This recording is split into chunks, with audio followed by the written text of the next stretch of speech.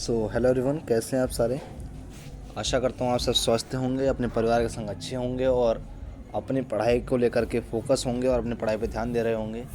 आज इस वीडियो के अंदर हम लोग पॉलिटिकल साइंस का पहला चैप्टर, जिसका नाम है शीत युद्ध का दौर, हमारी जो पहली पुस्तक है समकालीन विश्व में राजनीति, उसका पहला अध्याय शीत युद्ध का दौर, इसको आज हम पढ़ने वाले हैं।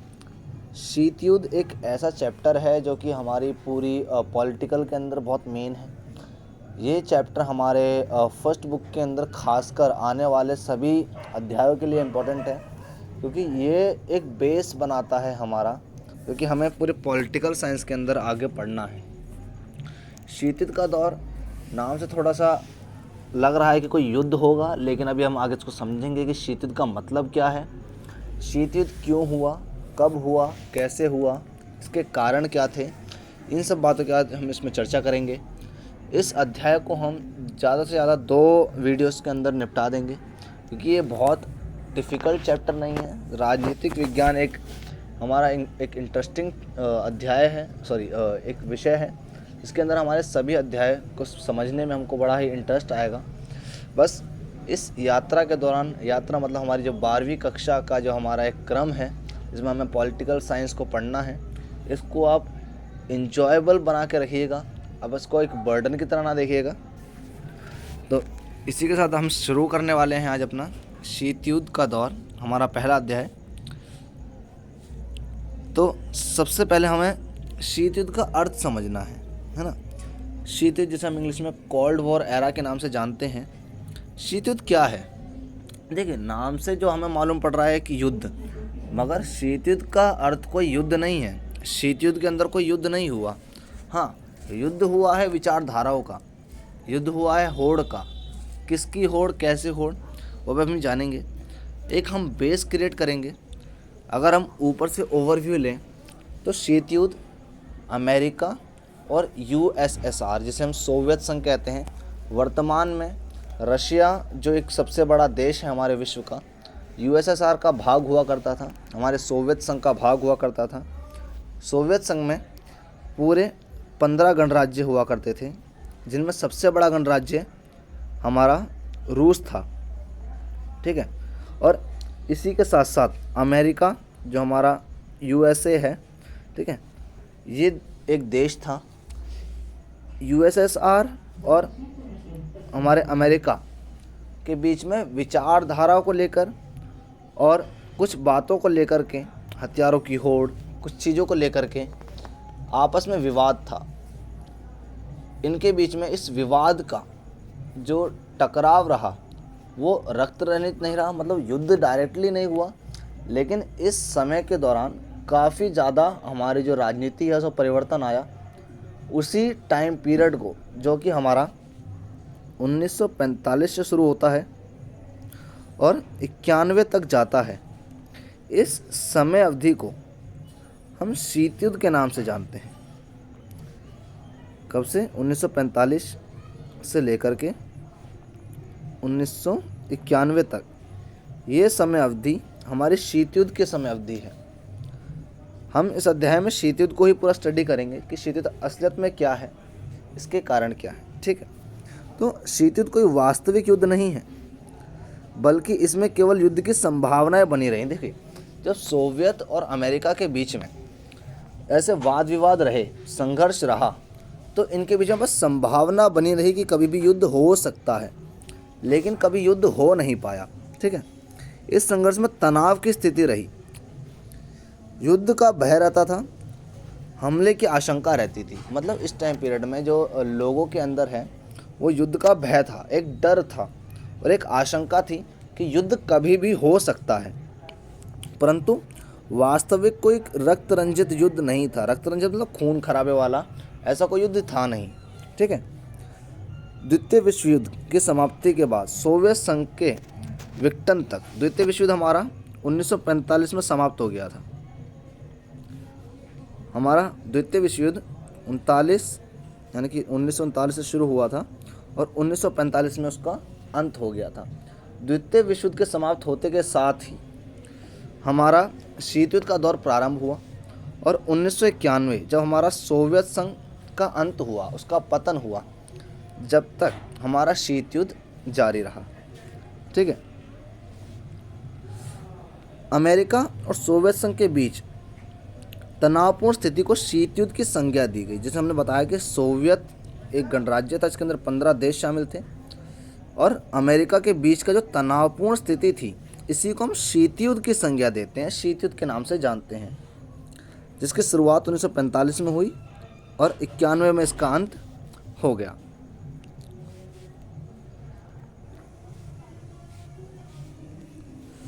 अच्छा, शीत युद्ध होने के कारण क्या थे? ऐसा क्या हुआ कि शीत युद्ध शुरू हो गया?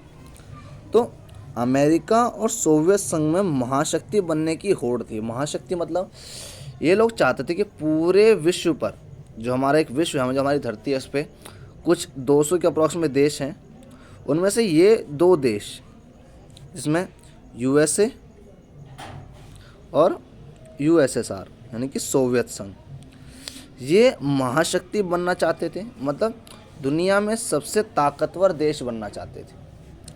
दुनिया में सबसे ताकतवर देश उस समय पे सोवियत और अमेरिका ही थे। इन दोनों के बीच में होड़ थी, इस दुनिया की सबसे बड़ी महाशक्ति कौन बनेगा, जिसके कारण इनके बीच शीत युद्ध की शुरुआत हुई। दोनों देशों के बीच हथियारों की होड़ होने के कारण इनके बीच में तनाव बना रहा। इन दोनों देशों को आपस में हथियारों की होड़ थी। अमेरिका खुद को सबसे ज़्यादा ताकतवर बनाए रखना चाहता था, और सोवियत संघ अपने आप को सबसे बड़ा बनाए रखना चाहता था, जिसके लिए ये अनेकों हथियारों का निर्माण कर रहे थे। ये बड़े बड़े हथियारों को बना रहे थे, जिनमें एक बहुत बड़ा हथियार जो आज विश्व के लिए एक चिंता का विषय है, वो था परमाणु। प्रतिस्पर्धा सभी क्षेत्रों में बढ़ना। अब जो कंपटीशन था, ये सिर्फ इनकी महाशक्ति बनने को लेकर नहीं था, ये और भी चीज़ों में जा चुका था। महाशक्ति तो ये लोग बनना ही चाहते थे, संग में इनके बीच में हथियारों की होड़ भी थी। संस्कृति को ये अपना ऊंचा बताना चाहते थे कि हमारी संस्कृति सबसे आगे हो। ये लोग अपने विचारधारा की लड़ाई के लिए लड़ रहे थे। हमारा जो अमेरिका है वो पूंजीवादी विचारधारा को मानता था, और सोवियत संघ समाजवादी विचारधारा को सर्वोपरि मानता था। तो ये अपनी विचारधारा को लेकर के भी उलझे रहा करते थे कि किसकी विचारधारा ज़्यादा अच्छी है और किसकी विचारधारा का वर्चस्व पूरे विश्व में होना चाहिए। अगर आपको पूंजीवादी और समाजवादी के बारे में नहीं पता है, तो एक छोटे से हिंट के रूप में, पूंजीवादी अर्थव्यवस्था वह अर्थव्यवस्था होती है जिसमें ज़्यादातर चीज़ें, ज़्यादातर उद्योग, ज़्यादातर फर्म्स प्राइवेट यानी कि निजी हाथों में होती हैं, जो कि अमेरिका के अंदर अपनाई हुई विचारधारा है। इसी के ही उल्टा, एकदम परे, हमारा सोवियत के अंदर समाजवादी विचारधारा को अपनाया गया, जिसका अर्थ होता है कि ज़्यादातर कार्य सरकार के हाथ में होंगे, बाजार शक्तियों को खुला नहीं छोड़ा जाएगा, ज़्यादातर उद्योग, कृषि आदि सी चीज़ें सरकार के नियंत्रण में होंगी, निजी संपदा नाम मात्र या फिर ना के बराबर होगी, बिल्कुल, या फिर हो सकता है कि हो भी ना। ये विचारधारा, समाजवादी विचारधारा जो कि सोवियत ने अपनाई हुई थी, इसके अंदर निजी परिसंपत्ति का प्रावधान नहीं था, लेकिन अमेरिका के अंदर निजी परिसंपत्ति को सर्वोपरि माना गया था, कि उनका मानना था कि निजी जो क्षेत्र हैं वो विकास की गति में सबसे आगे रहते हैं। ठीक है। तो विचारों की लड़ाई वही पूंजीवादी समाजवादी जो मैंने अभी आपको समझाया, दोनों महाशक्तियों में वर्चस्व बनाने की होड़ थी। ये लोग चाहते थे कि दुनिया में इनका वर्चस्व हो। वर्चस्व एक आप मान सकते हैं दबदबा। ये दोनों ही देश पूरे विश्व में अपना दबदबा कायम करना चाहते थे। ठीक है। तो ये कुछ कारण थे जिनकी वजह से शीत युद्ध हमारा शुरू हुआ। ठीक है। अब बात आती है द्वितीय विश्व युद्ध। देखिए, द्वितीय विश्व युद्ध की जो हमारा कार्यकाल है वो 1939 से लेकर के 1945 के बीच की अवधि का था। इसमें मित्र राष्ट्र, जिसमें अमेरिका, फ्रांस और ब्रिटेन और सोवियत संघ शामिल थे। ये मित्र राष्ट्र का युद्ध धुरी राष्ट्र, जिनमें जर्मन, इटली और जापान शामिल थे, इनसे हो रहा था। द्वितीय विश्व युद्ध के दौरान अमेरिका और सोवियत संघ एक ही गठबंधन में थे। ये मित्र राष्ट्र के संघ में, मित्र राष्ट्र के नाम से जाने जा रहे थे उस टाइम पे, और ये एक ही संगठन में होकर के धुरी राष्ट्र के राज्य यानी कि जर्मनी, जापान और इटली से मुकाबला कर रहे थे। ठीक है, जिसमें समझ, हाँ, तो हुआ क्या, जब ये द्वितीय विश्व युद्ध खत्म हुआ उसके पश्चात में अमेरिका और सोवियत, इन दोनों के बीच में विश्व की महाशक्ति बनने की होड़ लग गई। इन्होंने इस होड़ के चलते जर्मनी पे अपना कब्जा करना शुरू कर दिया। इन्होंने जर्मनी जो एक देश है जिसको आपने 10th में हिटलर के बारे में, जिसके बारे में आपने पढ़ा होगा, उस देश को उन्होंने 2 टुकड़ों में तोड़ दिया। जर्मनी एक यूरोप का देश है, फ्रांस का पड़ोसी देश है। जर्मनी को उन्होंने 2 टुकड़ों में तोड़ा। पश्चिमी जर्मनी पे जो दबदबा था वो यूएसए का रहा, और पूर्वी जर्मनी पे जो दबदबा था वो यूएसएसआर का रहा। इन्होंने अपनी विचारधारा को अपने इन कब्जे वाले एरियो में, अपने दबदबे वाले एरियो में फैलाना शुरू कर दिया। पूर्वी जर्मनी पूर्ण रूप से सोवियत के अंडर में था, और पश्चिमी जर्मनी पूर्ण रूप से हमारे अमेरिका के दबदबे में आ चुका था। ठीक है, इस जर्मनी को उन्होंने एक दीवार से अलग माना गया, एक दीवार को बनाया गया था उस समय पे। 1961 के समय में एक दीवार बनाई गई जिसको कहा गया बर्लिन की दीवार। क्या कहा गया? बर्लिन की दीवार। बर्लिन जो जर्मनी की राजधानी है, वहाँ पे जर्मनी का जब टुकड़े किए गए, पश्चिमी और पूर्वी रूप से तोड़ा गया, तो उस टाइम पे बर्लिन के अंदर एक दीवार बनाई गई जो कि 150 किलोमीटर लंबी थी। 1961 में उसको बनाया गया। इसको जर्मनी के 2 टुकड़ों में टूटने का प्रतीक माना गया, और इसको शीत युद्ध का एक चिन्ह माना गया जो दिखाता था कि विश्व 2 टुकड़ों में बंटने लगा है। ठीक है, द्वितीय विश्व युद्ध के दौरान जब मित्र राष्ट्र जिसमें ब्रिटेन, फ्रांस, अमेरिका और सोवियत संघ थे, ये विजयी कगार पर आ चुके थे। इनका जो वर्चस्व था ये फैल चुका था क्योंकि ये काफ़ी ताकतवर थे। लेकिन अंत में अमेरिका ने अपने वर्चस्व को दिखाने के लिए, अपनी ताकत को दिखाने के लिए, किसको दिखाने के लिए? यूएसएसआर यानी कि सोवियत संघ को अपनी ताकत दिखाने के लिए जापान के 2 देश हिरोशिमा और नागासाकी पे परमाणु बम से हमला कर दिया। 9 अगस्त को उन्होंने नागासाकी और 6 अगस्त को उन्होंने हिरोशिमा पे परमाणु बम गिराए।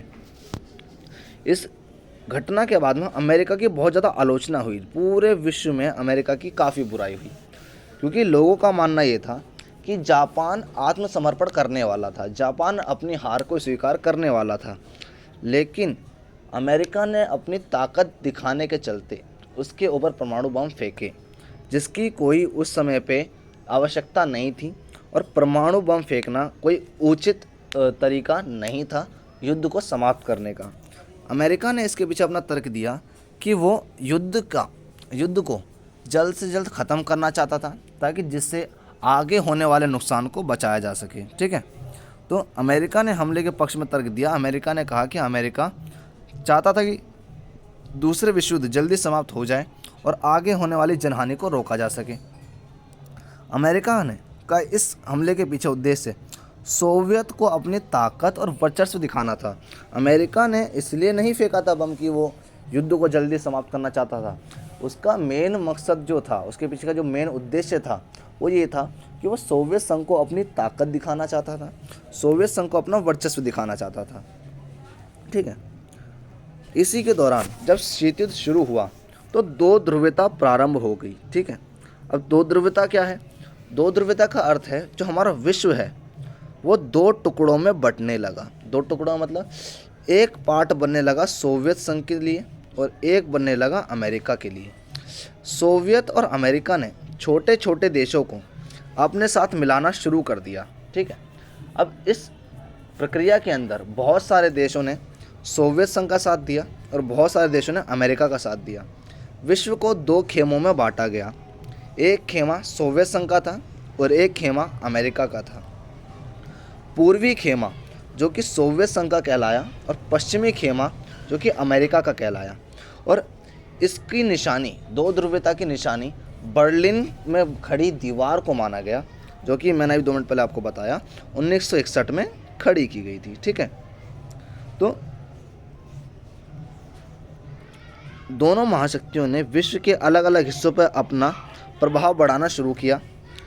यहीं से दो ध्रुवीयता की शुरुआत हो चुकी थी।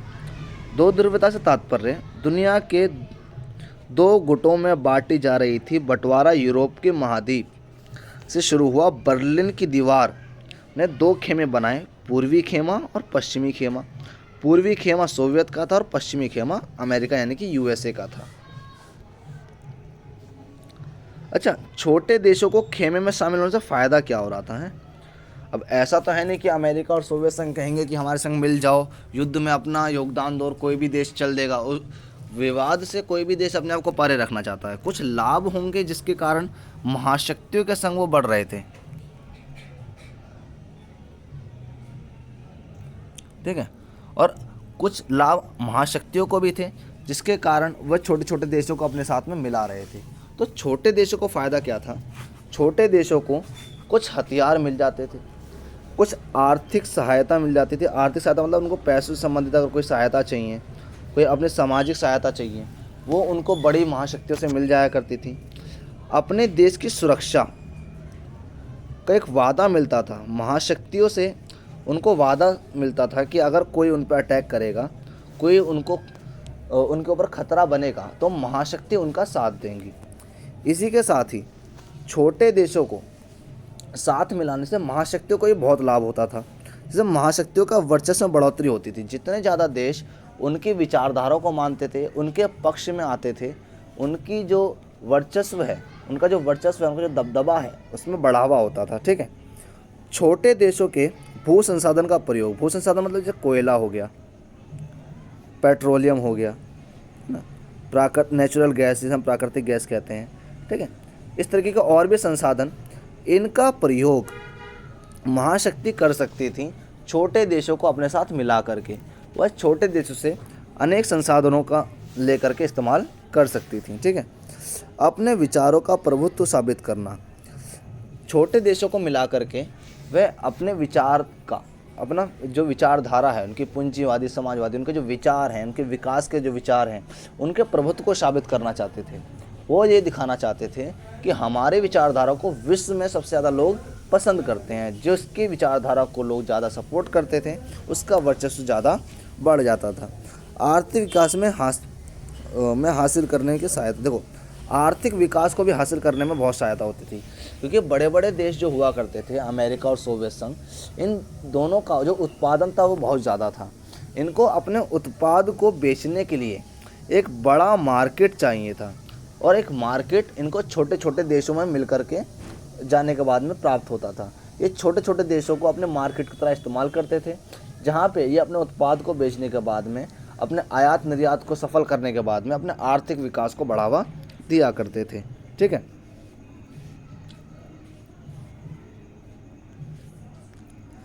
छोटे देशों को महाशक्ति में शामिल होने से फायदा ये मैंने आपको बता दिया कि महाशक्ति को सुरक्षा का वादा मिलता था, आर्थिक सहायता मिलती थी, सैन्य सहायता मिलती थी, और कुछ आधुनिक हथियार भी उनसे प्राप्त हुआ करते थे, क्योंकि उस समय आधुनिक हथियार बनाना किसी भी सामान्य देश के लिए बहुत बड़ी बात थी। महाशक्तियाँ इन कामों को बहुत तेज़ी से कर रही थी, और उनसे हथियार प्राप्त करने के लिए छोटे छोटे देश उनकी सहायता या फिर उनके पक्ष में खड़े हो जाया करते थे। ठीक है,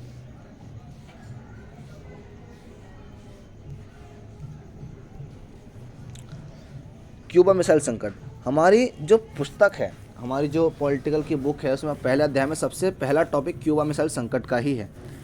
क्यूबा मिसाइल संकट है क्या?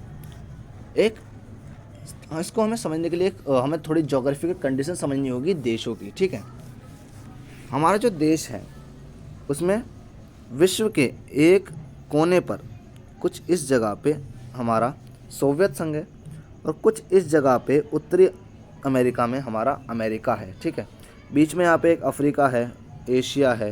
ठीक है, यहाँ पे यूरोप है। ऐसे कुछ हमारे देश हैं। यहीं एक पास में, जो अमेरिका के पास में इस तरीके से एक देश है जिसका नाम है क्यूबा।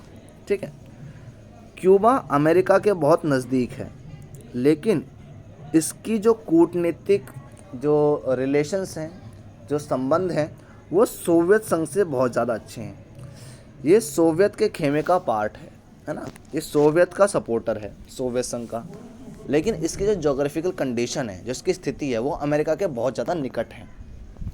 इस बात को समझते हुए जो अमेरिका के पास में उसकी स्थिति का फ़ायदा उठाने के लिए सोवियत संघ के जो महासचिव थे उस टाइम पे, नेता थे, राष्ट्रपति थे, ठीक है, उन्होंने क्या कहा, 1962 में क्यूबा के ऊपर अपने मिसाइल रखवा दिए ताकि वो अमेरिका को निशाने पे ले सके।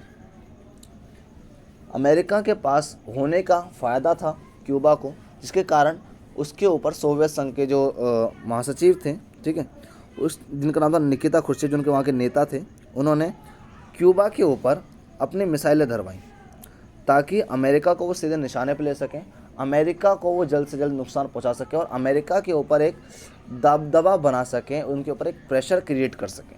ठीक है, निकिता खुर्शीव के इस एक्शन के बाद में जब अमेरिका को खबर लगी, अमेरिका ने तुरंत इसके ऊपर एक्शन लिया। अमेरिका ने कहा कि अपने जहाज़ों को, सोवियत संघ के जहाज़ों को रोकने के लिए भेजा जाए, और अगर रोक नहीं पाते तो उनकी गति को धीमा किया जाए ताकि वे क्यूबा तक पहुंचने में समर्थ ना हो सकें। ठीक है, लेकिन इस घटना के चलते विश्व को जब लगा, क्योंकि एक देश के काफ़िले को रोक देना, एक सैन्य काफ़िले को रोकना एक बहुत बड़ी घटना है, इससे विश्व को लगा कि अब युद्ध हो जाएगा, क्योंकि दोनों देशों के जो जहाज़ हैं वो एकदम आमने सामने आ चुके थे, सोवियत संघ के भी और अमेरिका के भी। इस स्थिति को देखते हुए विश्व के अंदर एक भय पैदा हुआ कि लगता है कि थर्ड वर्ल्ड वॉर अब हो जाएगा, क्योंकि ये दोनों महाशक्ति थे, दुनिया के सबसे बड़े देश थे, आर्थिक मामले में, राजनीतिक मामले में, कूटनीतिक मामले में, हर तरीके से इनका जो वर्चस्व है वो काफ़ी ज़्यादा था। तो लोगों को लगा इनके भिड़ने से अब तीसरा वर्ल्ड वॉर यानी कि तीसरा विश्व युद्ध शुरू हो जाएगा। लेकिन ऐसा नहीं हुआ, क्योंकि दोनों देशों ने अपने सैनिक प्रबंधन को पीछे किया, अपने जो सैन्य बल है उसको शांत रहने के लिए कहा, और कुछ समय बाद जो निकिता खुर्शीव हैं, जो सोवियत के नेता हैं, उन्होंने वहाँ क्यूबा से अपनी मिसाइलें भी हटवा ली। लेकिन इस घटना को, क्यूबा मिसाइल संकट को शीत युद्ध के चरम बिंदु के रूप में माना जाता है, क्योंकि यह माना जा रहा था कि युद्ध अब बस शुरू हो ही गया है, युद्ध का एकदम चरम बिंदु पे सब लोग पहुंच चुके थे। ठीक है, उस व्यवस्था को वो लोग समझ गए थे। ठीक है,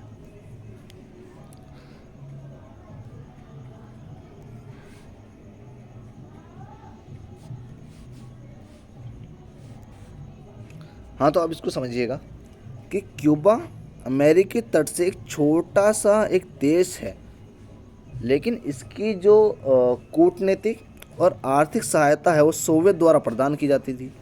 ठीक है, सोवियत के नेता निकिता खुर्शीव ने क्यूबा को सैनिक अड्डा बनाना चाहते थे, क्योंकि क्यूबा अमेरिका के निकट था और क्यूबा अमेरिका को अधिक हानि पहुंचा सकता था। इस रणनीति के चलते सोवियत के राष्ट्रपति ने मिसाइलों को वहां तैनात करने के लिए योजना बनाई। 62 में सोवियत ने अपनी मिसाइलों को वहां पर तैनात कर दिया। ठीक है,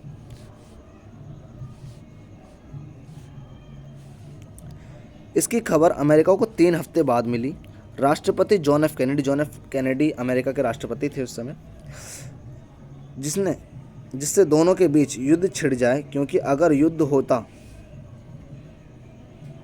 हाँ, जॉन एफ कैनेडी ने कुछ ऐसी करने से, जो जॉन एफ कैनेडी थे उस समय कोई बड़ा एक्शन लेने से कतरा रहे थे, क्योंकि वो नहीं चाहते थे कि सोवियत के अंदर और अमेरिका के अंदर कोई बहुत बड़ा युद्ध तैयार हो जाए, बहुत बड़ा युद्ध हो जाए, क्योंकि अगर ये युद्ध होता तो ये विश्व युद्ध की रूप ले सकता था, और युद्ध होने के कारण दोनों ही देशों को बराबर का नुकसान होता। अमेरिका और सोवियत संघ को बहुत ज़्यादा आर्थिक हानि होने की आशंका थी। तो जॉन एफ कैनेडी किसी भी ऐसे फैसले को लेने से कतरा रहे थे जिससे कि कोई युद्ध हो जाए। ठीक है, दोनों देशों के बीच युद्ध छिड़ जाए, क्योंकि युद्ध होता तो ज़्यादा हानि अमेरिका को उठानी पड़ती, और ये बात वाजिब है कि क्यूबा के ऊपर मिसाइल रखी जा चुकी थी, ज़्यादा हानि अमेरिका को उठानी पड़ सकती थी।